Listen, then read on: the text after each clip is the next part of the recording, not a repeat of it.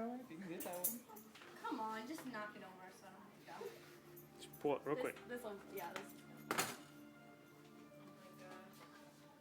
It's going.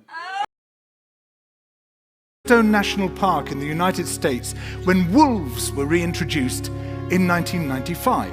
Now, we all know that wolves kill various species of animals, but perhaps we're slightly less aware that they give life to many others. Before the wolves turned up, they'd been absent for 70 years, that the numbers of deer, because there was nothing to hunt them, had built up and built up in the Yellowstone Park, and despite efforts by humans to control them, they'd managed to reduce much of the vegetation there to almost nothing. They'd just grazed it away. But as soon as the wolves arrived, even though they were few in number, they started to have the most remarkable effects. First, of course, they killed some of the deer, but that wasn't the major thing. Much more significantly, they radically changed the behavior of the deer. The deer started avoiding certain parts of the park, the places where they could be trapped most easily, particularly the valleys and the gorges. And immediately those places started to regenerate. In some areas, the height of the trees quintupled in just 6 years.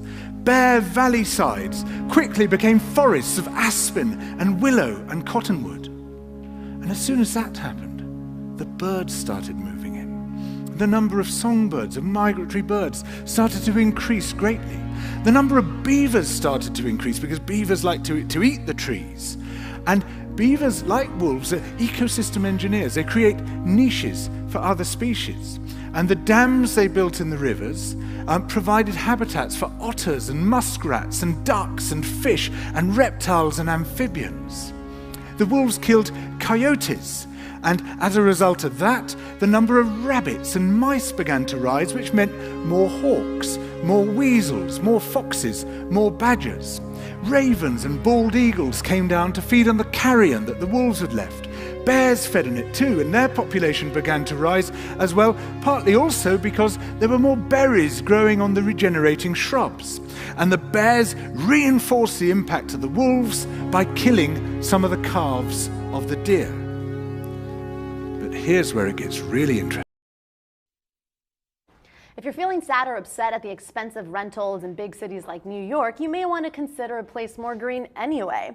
A new study says you'll be happier away from the concrete jungle. So the University of Wisconsin surveyed 2,500 residents from 229 neighborhoods to gauge their mental happiness and found that there was a strong positive correlation between mental health and the amount of vegetation in a neighborhood.